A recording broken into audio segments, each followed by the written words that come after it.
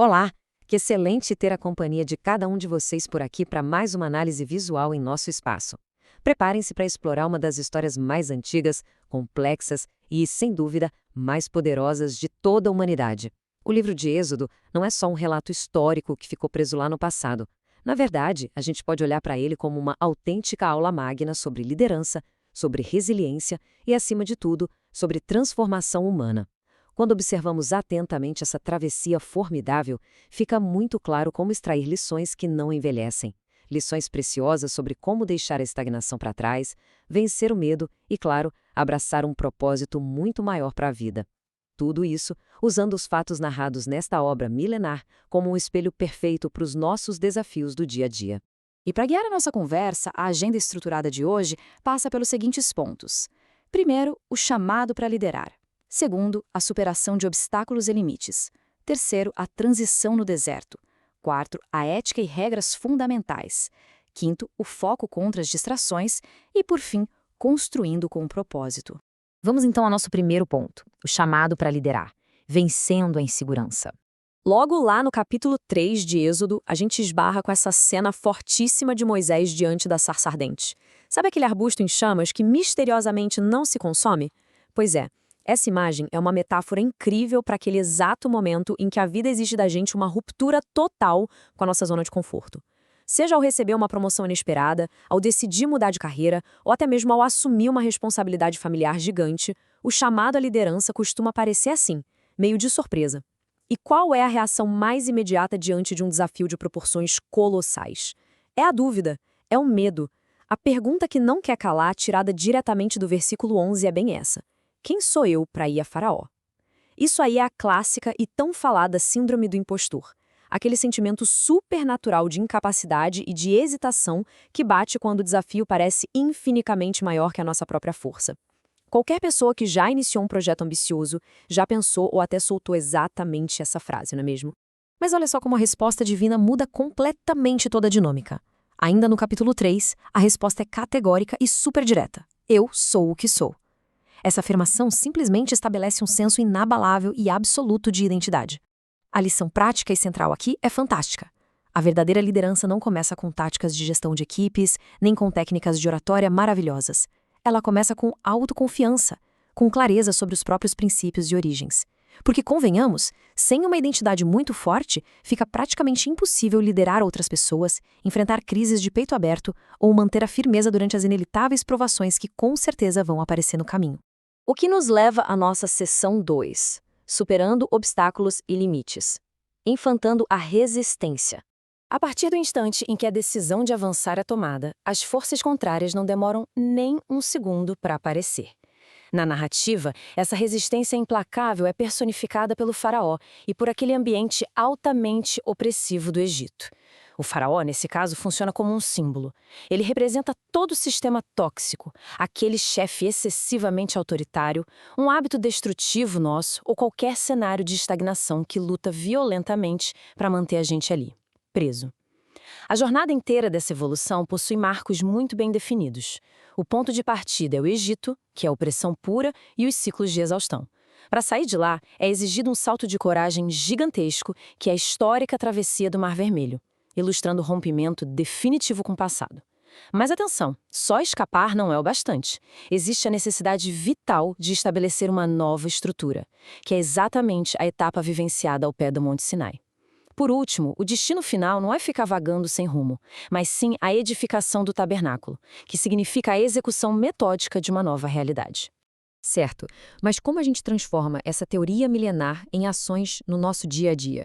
A libertação requer passos extremamente práticos e decisivos. Primeiro, é imperativo reconhecer a estagnação e o sofrimento, ou seja, o desconforto de ficar onde se está precisa superar o medo do desconhecido. Em segundo lugar, é fundamental enfrentar o tal do faraó, seja ele interno ou externo, impondo limites a relações ou ambientes que só drenam a nossa energia vital. E o terceiro e definitivo passo é a ação, tomar a decisão irredutível de partir. Deixar uma situação ruim para trás nunca é algo que acontece de forma passiva, exige uma postura muito altiva e, sobretudo, muita determinação. Chegamos então à terceira grande fase, a transição no deserto, e a importância da paciência no processo. Depois do rompimento, o deserto simboliza de forma muito poética aquele período árduo de certa escassez e confusão, mas que é absolutamente inevitável entre o abandono de uma vida antiga e o alcance de um futuro pleno. Em toda e qualquer transição de carreira ou num recomeço de vida, a gente acaba atravessando esse cenário desértico. E neste ambiente inóspito, a lição mais valiosa de todas é aprender a viver e lutar apenas um dia de cada vez. Pensa no fenômeno do maná, narrado no capítulo 16. Consistia no alimento que providencialmente caía do céu só para o consumo daquele dia, forçando um exercício rigorosíssimo de paciência e de confiança. Quem tentava estocar o alimento, dominado por aquela ansiedade clássica de tentar controlar o amanhã, viu o recurso simplesmente apodrecer nas mãos. Isso nos ensina como a precisão cirúrgica, a importância de manter o foco no esforço imediato de cada dia, cultivando a confiança no processo e silenciando a nossa mente angustiada. Nosso quarto ponto: ética e regras fundamentais, estabelecendo limites. A liberdade verdadeira, se ela não estiver muito bem amparada por uma estrutura, rapidamente degenera e vira um caos social profundo. Ser livre não se resume a agir por impulsos inconsequentes, mas sim em ter a maturidade de escolher as atitudes que vão garantir a harmonia de todos. Os 10 mandamentos funcionam hoje como verdadeiros pilares de integridade, perfeitamente aplicáveis tanto nos negócios quanto na vida civil. Eles exigem o respeito mútuo constante, a prática imutável da verdade e a preservação intocável da vida e do patrimônio. Porém, o detalhe mais impactante de todos é, sem a menor dúvida, a instituição do sábado. Numa sociedade atual que vive assolada pelo esgotamento profundo, cravar o descanso regular como uma obrigação ética de primeira grandeza é de longe a defesa mais eficiente contra a perda da nossa saúde física e mental. Quinto pilar: foco contra as distrações. O perigo da gratificação imediata. A narrativa aqui expõe uma tensão perigosíssima que todos nós vivemos. A luta entre sustentar um compromisso de longo prazo, que é super extenuante, e a atração que é quase irresistível pelas falsas urgências. Esse conflito interno é materializado de um jeito genial na oposição entre duas construções. De um lado, a gente tem o bezerro de ouro, criado em meio a uma impaciência enorme, descrita no capítulo 32. Ele simboliza a ansiedade máxima, a adoção de atalhos insustentáveis e a criação de distrações que são extremamente tóxicas. Em nítido contraste, surge a construção do tabernáculo, que pressupõe um foco obstinado, uma noção muito clara de propósito e uma disciplina super resiliente a longo prazo. Se a gente trouxer isso para a vida profissional e corporativa, buscar aquela solução mais barulhenta e fugaz é exatamente o mesmo que fundir um bezerro de ouro, abandonando completamente a base sólida que deveria sustentar o nosso futuro. Sexta e culminante etapa: construindo com propósito. A obra de Bezalel e Aholiabe. Chegando ao final do livro, a figura dos mestres artesãos Bezalel e Aholiabe eleva demais o conceito do trabalho prático. Eles são os modelos perfeitos de quem sabe canalizar seus dons e suas capacitações de uma forma útil e grandiosa. E a receita para essa realização magnífica é decodificada em passos super claros. Primeiramente, é imperativo receber ou conceber uma visão absurdamente clara do seu objetivo. Em segundo lugar, se faz necessário reunir todas as habilidades, as ferramentas de excelência e a melhor inteligência que estiver disponível. E por fim, a parte mais desafiadora, a execução metódica, repleta de excelência e empenho estritamente voluntário. É justamente essa combinação harmoniosa de clareza, talento e boa vontade que é o único mecanismo capaz de transmutar uma simples ideia abstrata na cabeça em uma construção imponente e real no nosso mundo. Para a gente conseguir sintetizar toda essa jornada profunda de uma maneira bem prática, fica uma reflexão essencial e altamente provocadora. Trazendo para os termos atuais, o que representa exatamente aquele seu cenário limitante de antigamente? E o que é mais importante ainda, qual tabernáculo duradouro e cheio de significado está sendo erguido neste exato momento com o seu esforço e propósito?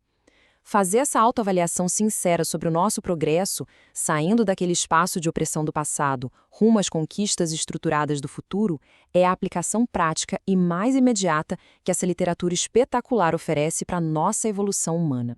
E olha, é muito importante ressaltar que o roteiro e toda essa apresentação metodicamente elaborada foram desenvolvidos pelo canal do YouTube Terceiro Cérebro. Este espaço aqui no meio digital foi idealizado e construído com um carinho ímpar, pensado especificamente para um público exigente e reflexivo, que busca continuamente pelo verdadeiro conhecimento prático, pela expansão do crescimento intelectual e, claro, pela conquista indiscutível da liberdade pessoal em absolutamente todas as esferas. A continuidade dessas produções analíticas e estruturadas depende inteiramente da força da nossa comunidade. Para que análises como esta cheguem cada vez mais longe, prestando um bom serviço e gerando valor real, o engajamento é, sem dúvida, a peça mais importante dessa engrenagem. O convite é franco e super direto para que todos realizem ações muito simples, mas de grande impacto. Curtir o material, deixar as impressões muito bem registradas nos comentários, compartilhar este conhecimento com mentes que também buscam sabedoria e, claro, formalizar a inscrição no canal. Cada gesto desse constrói o alicerce deste projeto maravilhoso. E caso o interesse por esse tipo de reflexão detalhada seja grande, temos um universo inteiro de informação disponível. Gostou deste conteúdo? Veja a análise em nosso blog, terceirocérebro@blogspot.com. Além do texto, existe o benefício visual que adoramos compartilhar. Entre em contato com a gente para solicitar uma apresentação gratuita do conteúdo em PowerPoint. Envie um e-mail para cerebroterceiro@gmail.com. Nosso único pedido, que se inscreva em nosso canal no YouTube. E finalizamos exibindo a base documental que sustenta todo o nosso embasamento teórico, que no caso é a Bíblia Sagrada Nova Almeida Atualizada da Sociedade Bíblica do Brasil. Agradecemos imensamente o privilégio da atenção durante todo este percurso inspirador. A reflexão de hoje tem o poder genuíno de alterar rotas e edificar um futuro pautado por clareza e por uma execução majestosa. Até o nosso próximo encontro, sempre repleto de aprendizado contínuo. Um forte abraço e muito sucesso nas próximas construções de vocês.